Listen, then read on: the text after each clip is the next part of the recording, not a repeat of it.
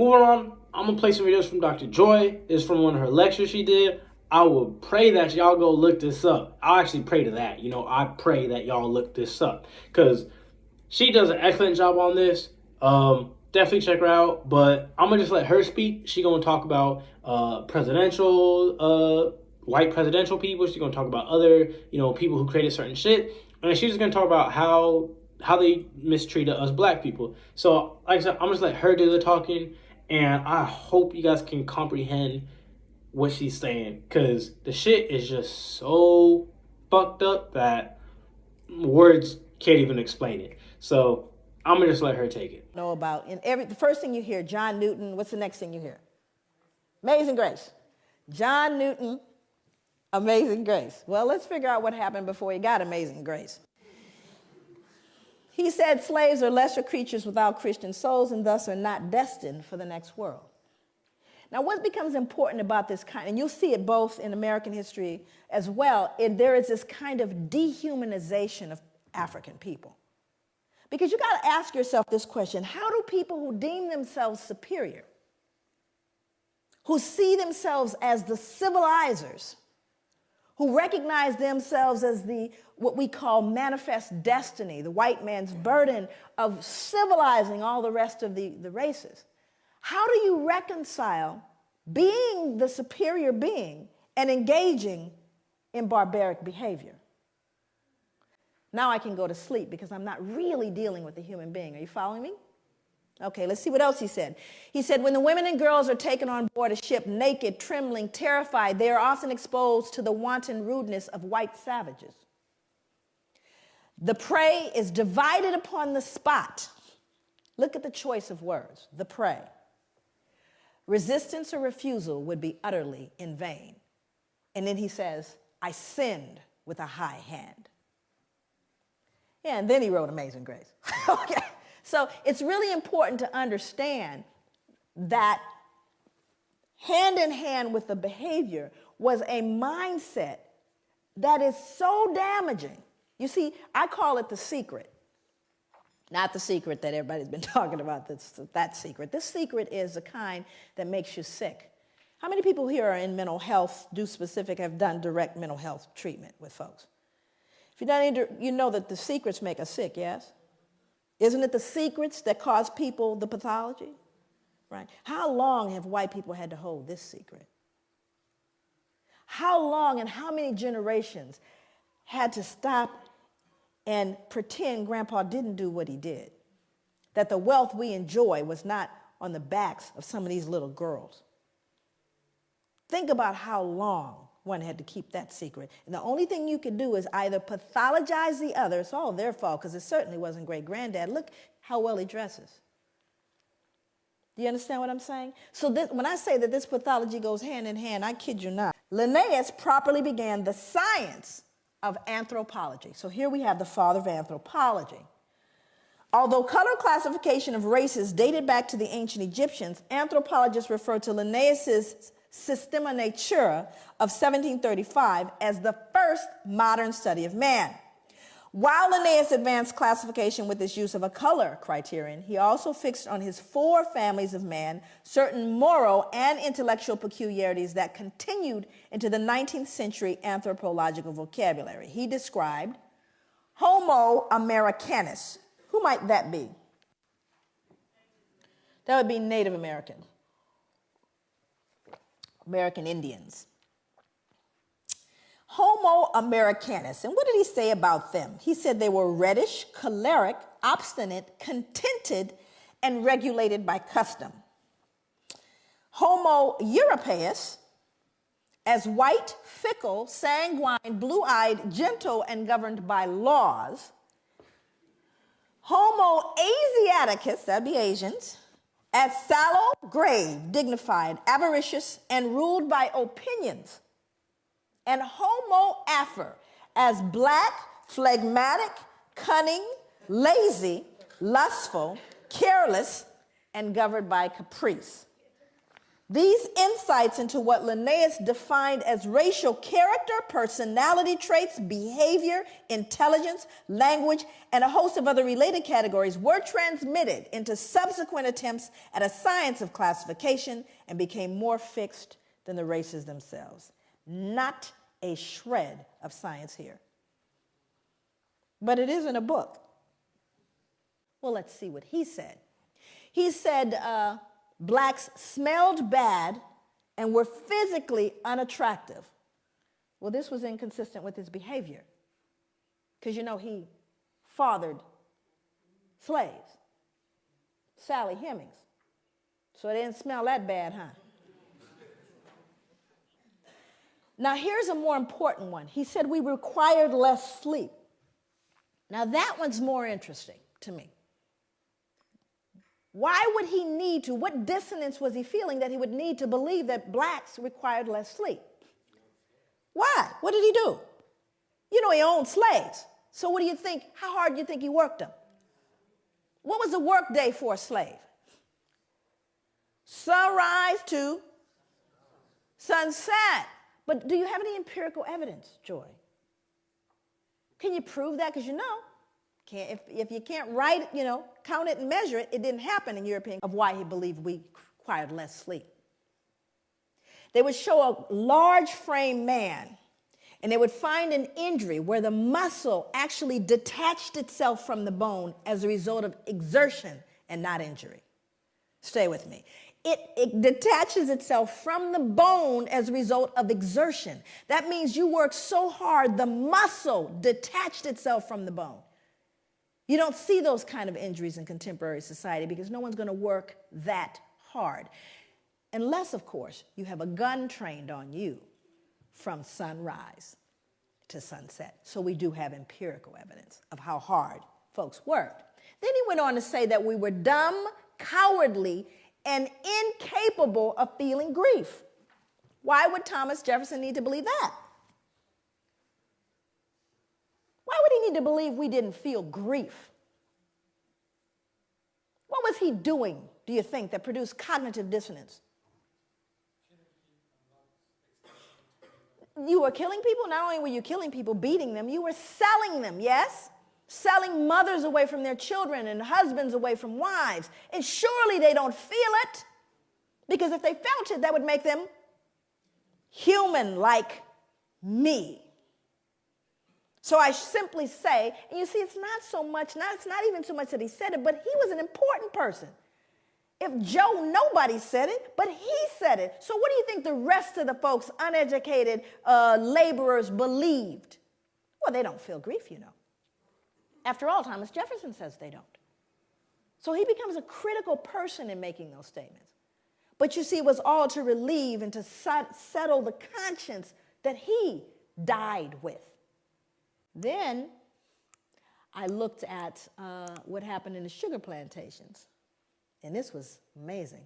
One final set of grim numbers underlines the way slaves on sugar plantations like Codrington, which was a plantation in Barbados, were systematically worked to an early death. When slavery ended in the United States, slaves imported over the centuries had grown to a population of nearly 4 million. When it ended in the British West Indies, total slave imports of well over 2 million left a surviving slave population of only about 670,000. More than twice as many slaves were shipped to the island of Jamaica alone than all 13 North American colonies combined. The Caribbean was a slaughterhouse. In fact, the reason why there was more importation of slaves to these plantations is because they died so frequently. They were treated so badly, ate so poorly, that females never reached their menstrual cycles. They never actually started their menstrual cycles, so they couldn't reproduce, you see.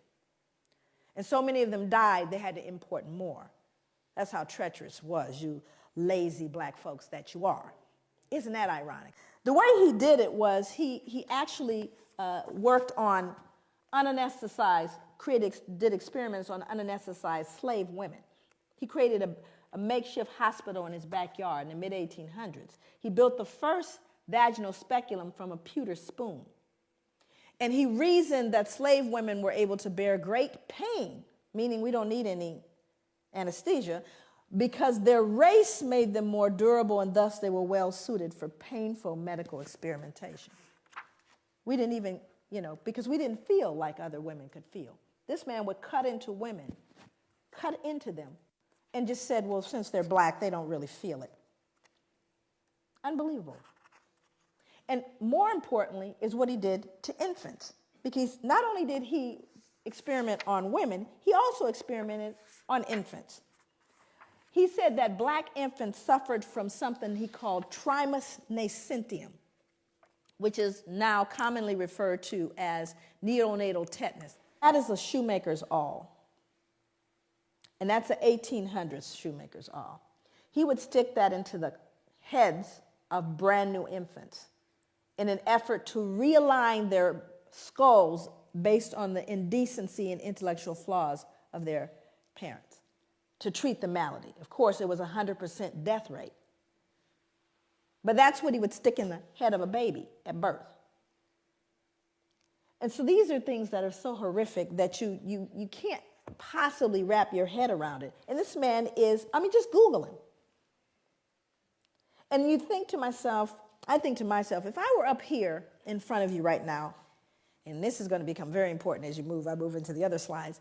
If I stomped a puppy to death up here, just a little puppy, and stomped it right here to death in front of you, most of you would need therapy. And I would be arrested probably faster than killing a black man for killing a puppy. How could you do that? Do you realize how much dissonance you have to remove in order to stick that into the brain of a child? Back one more. No white could ever rape a slave woman. The regulations of law as to the white race on the subject of sexual intercourse do not and cannot, for obvious reasons, apply to slaves. Their intercourse is promiscuous. We've now justified raping black women because they can't be raped. We aren't raping them. They're promiscuous by nature. So we can't do it.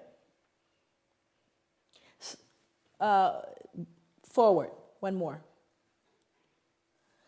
The fact that white men could profit from raping their female slaves does not mean that their motive was economic. The rape of slave women by their masters was primarily a weapon of terror that reinforced whites' domination over their human property. Rape was an act of physical violence designed to stifle black women's will to resist and to remind them of their servile status. These become important instruments that you look at. And I want to give you some statistics as it relates to American history. By the mid-1800s, there was over 600,000 mixed-race children born. 600,000. Before we get into the Casual Killing Act, the Casual Killing Act was written because of the number of people who were killed while being corrected. Okay.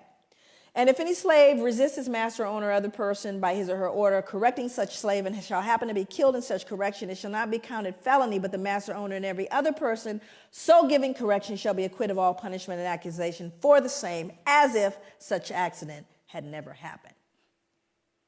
So that means that if you happen to be correcting someone and you beat them to death, you know how hard it is to beat someone to death? I thought about that. I said it happens so frequently that they created a law so that you wouldn't feel any what? No guilt, because you were simply correcting them. It wasn't your fault. So I went back to look at who was beating folks to death. I wanted to know. And it was white women. White women were beating black children to death. That's who was being beaten to death. But it wasn't her fault. She was just correcting them. In the early years of the 19th century, a physician named Samuel A. Cartwright argued that two particular forms of mental illness caused by nerve disorders were prevalent among slaves. One was drapetomania, which was diagnosable by a single symptom: the uncontrollable urge to escape from slavery. So now what we've done is we've now pathologized your desire to be free. Must be something wrong with them. Keep trying to free themselves. And again, it would be funny if it weren't in journals. You see, all of this is to remove the cognitive dissonance. Now we have, look at all the people joining in. You got Linnaeus, you got anthropology, you got physicians. All of them saying, they deserve it. It's not us. We don't need to adjust anything. And if they just tried harder, how about you people just pull yourselves up from your bootstraps? What's the matter with you? The playing field has been leveled. Well, we're going to see. Again, most important, this is a man that's being burned. Also, I won't read the depiction, but there are newspaper accounts of this. It's written in a book called 100 Years of Lynching by Ginsburg. No pictures, just newspapers that say not only did they burn him, they decapitated him, cut him into pieces, and used parts of his body as things to put on mantles. So people would say, get me a tongue, would you, or a liver, a little crisp, so I could put it on the mantle. Now, again, I want you to look at the folks. I want you to look at who's here. We're not talking about the toothless, big gut, hooded wonder, are we? We're looking at plain old, common, dressed up folks. They're squeezing, please, I want my picture taken. Are you following me? This is somebody's cousin, uncle, somebody business now. You're going to get free labor one way or another. New slavery is imprisonment. Well, let's see. Why was this? It was so successful. By the mid-1898, nearly 3/4 of Alabama's total state revenue came directly from this institution. Well, of course, I wanted to do research on what they did because they're free. But now we're arresting them at alarming rates. And for what? 12 years for vagrancy, loitering, startling a white woman, looking menacingly at a white woman. That's what they got 10, 12, 15 years for. And many of them, 25%, died under convict lease, more than during slavery, because there were no protections, because now we have another label to justify our behavior towards them. And what's their new label? Well, after all, they're convicts. They're criminals. Don't they deserve it? Do you see what I'm saying?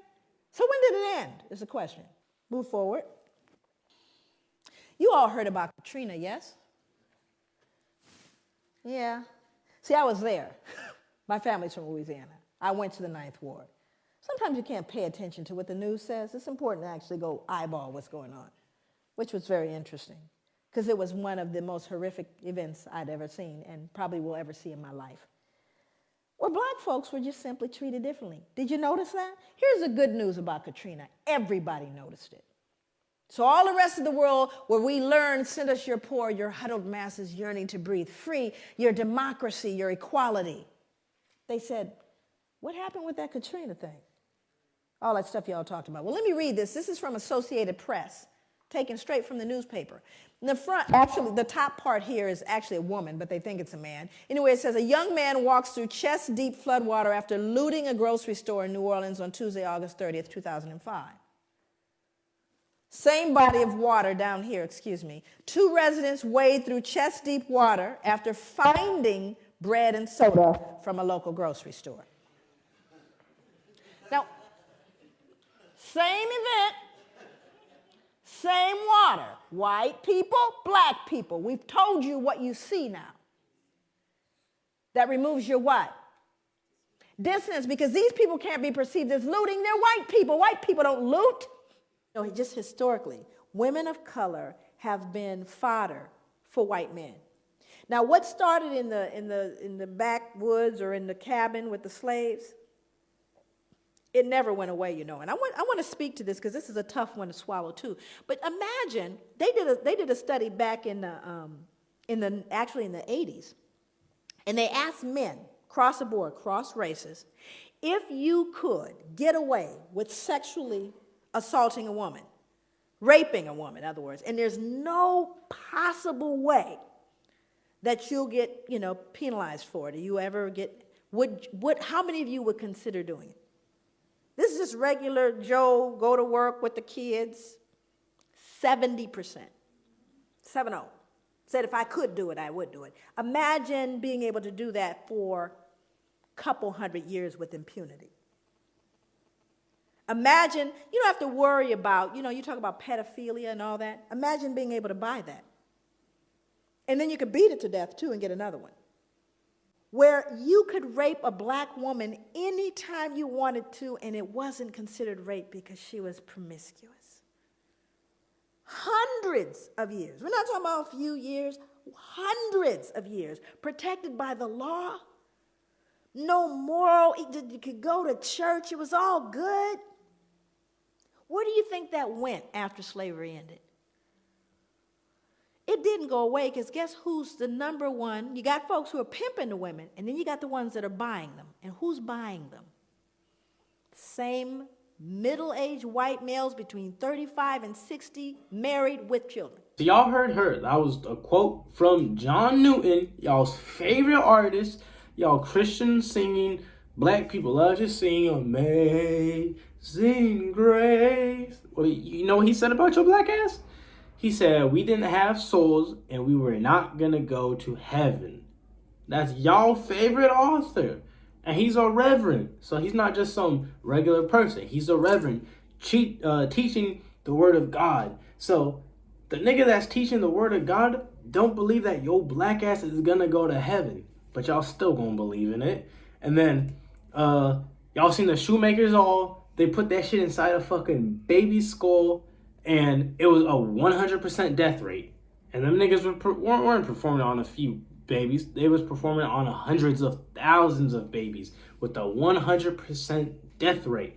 On top of that, y'all seen how she was talking about Jamaica and the islands and how it was just a slaughterhouse. Because if 4 million people were transported to, Jamaica, and only 670,000 survived at the end of it all, that's easily over like 80-90% of slaves died on the way over, or just died in general. So that's just barely talking about it.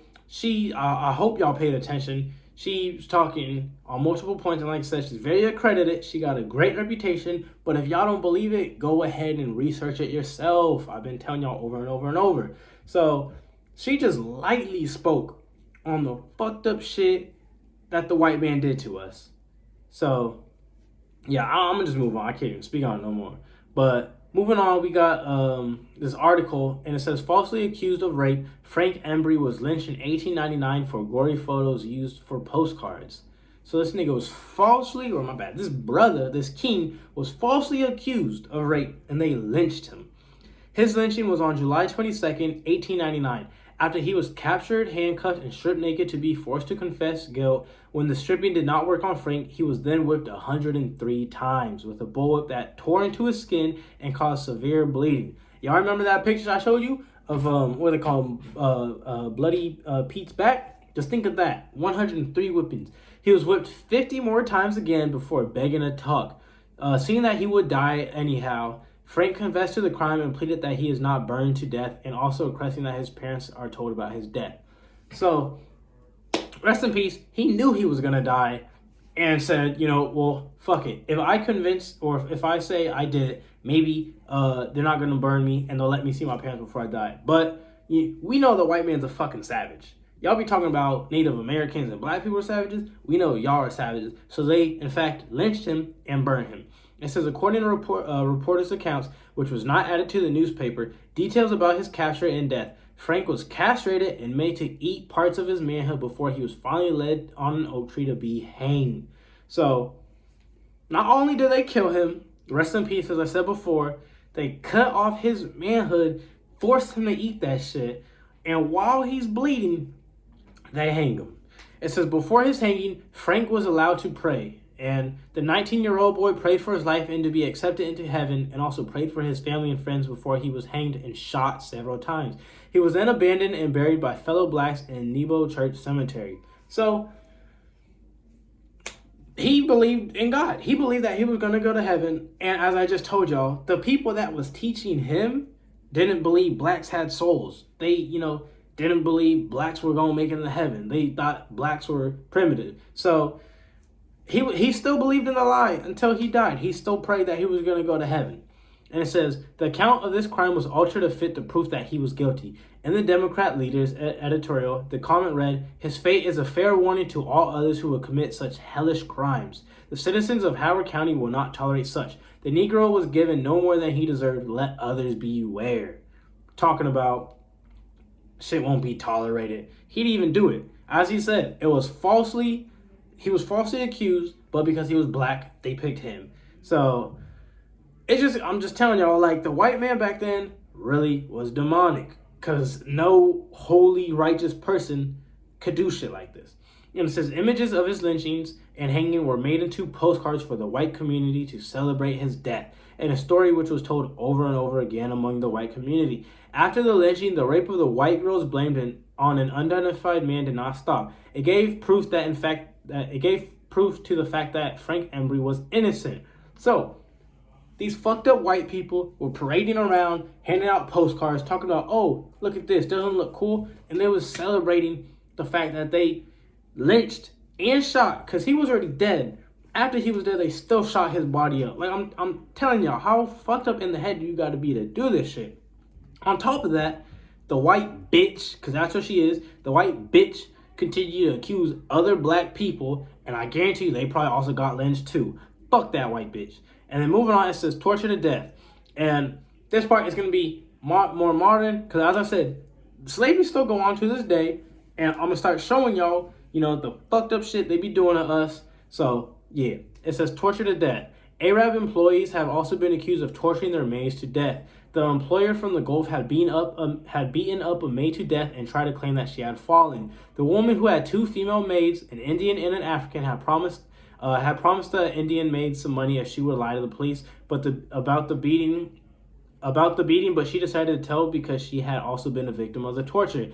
The torture and daily beatings are so bad that some of these maids decide to commit suicide. In one case, Ethiopians, Monty Kambidi, I don't know how to say their names, committed suicide in a span of a few days to escape the treatment of their employers. So, R.I.P. rest in power. But a very popular thing that black people do in Africa is they go to other countries, mainly the Middle East, and they become maids and they become, household workers, aka slaves. But what they do as soon as they get there, the Arabs take their passports, so that way they have nowhere to go. They got no escape, they got no identity, no nothing. So, and often, like it just said, is they would just beat they workers to death.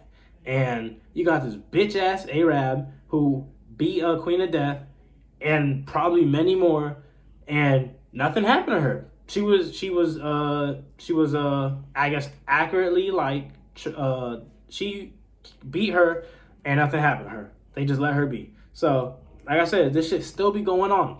And it says burnt to death. A Kenyan woman died after she was burnt by her Lebanese employer in Lebanon.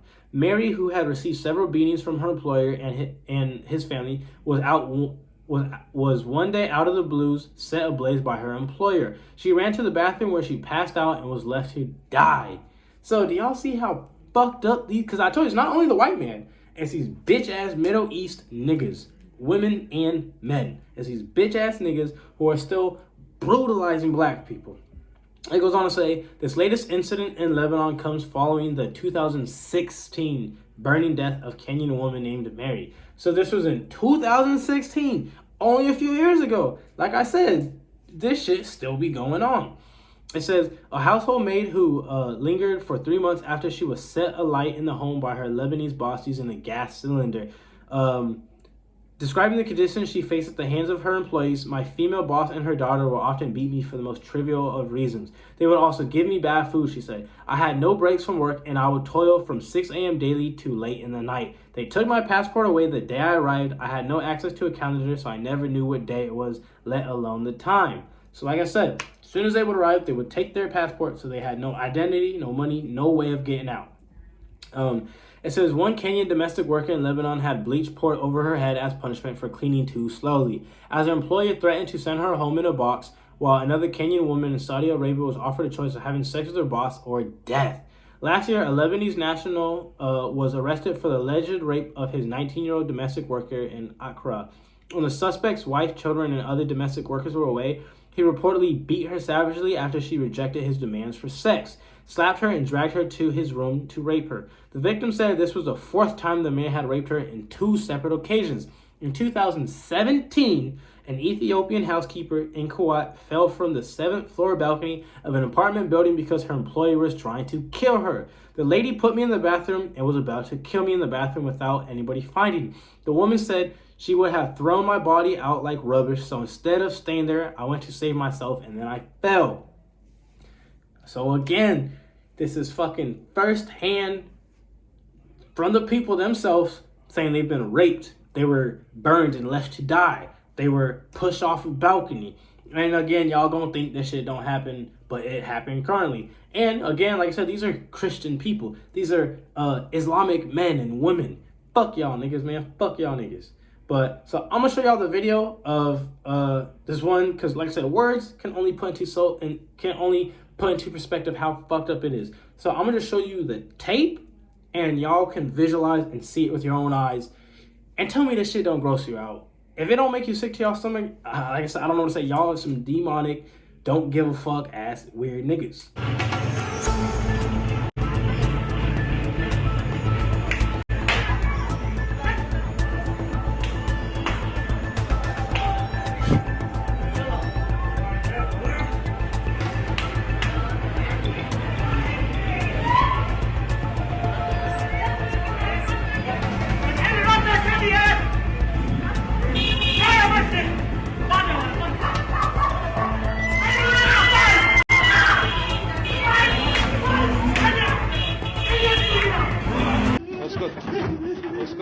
This man, stripped naked, is being told to stay silent as he's burnt with what's said to be molten plastic.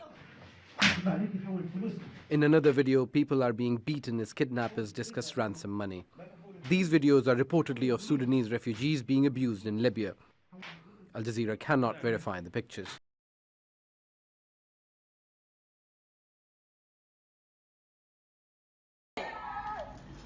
أبا مينونة تعالي.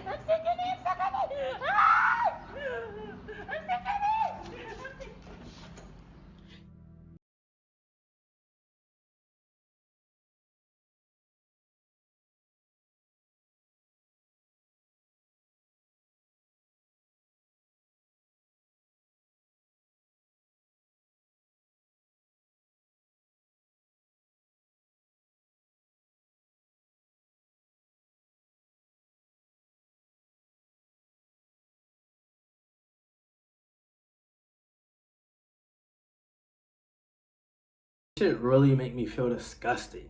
Like, shit is nasty. But as y'all seen, motherfucking government officials just beating black people out in the street. Other niggas is jumping in, and this shit lasted for 15 minutes. As y'all also seen, we had video of a brother laying on the ground as they were literally melting, I think, plastic or something on him, literally scorching his skin. Y'all seen on his shoulders, he had scars and scabs and all that. And they told him to be quiet, otherwise they're gonna shoot him. And y'all seen, it wasn't no pistol he had in his hand. It was a big ass fucking gun. And again, y'all seen the video I was talking about where her bitch ass employer is just recording her as she's over the ledge begging for help. And y'all see her fall. And yeah, so like I said, y'all really gotta be fucked up in the head to do this. And I'm telling you, that shit only be going on to black people because they be targeting us. But like I said, you know, maybe they're just being a good Christian person. Maybe they're being a good Islamic worshiper.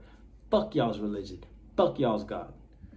Yeah, moving on, we got this part. As I said, to this day, people are still talking about, oh, black people related to monkeys or black people in fear. I'm gonna show y'all that, like, racism still be going on to this day. It says, fury at DNA pioneers theory, Africans are less intelligent than Westerners. Celebrated scientists attacked for race comments. All our social policies are based on the fact that their intelligence is the same as ours, whereas all the testing says not really.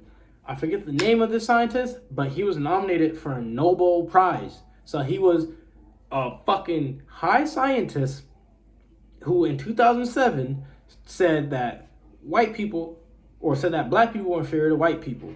Because as he says, whereas all the testing says not really. So he's talking about, oh, well, our testing has shown that black people are inferior to white people. As I said, this shit still happened because this was 2007. This wasn't in the 80s. This wasn't in the 90s. This was in 2007. So, as I said before, fuck y'all's religion.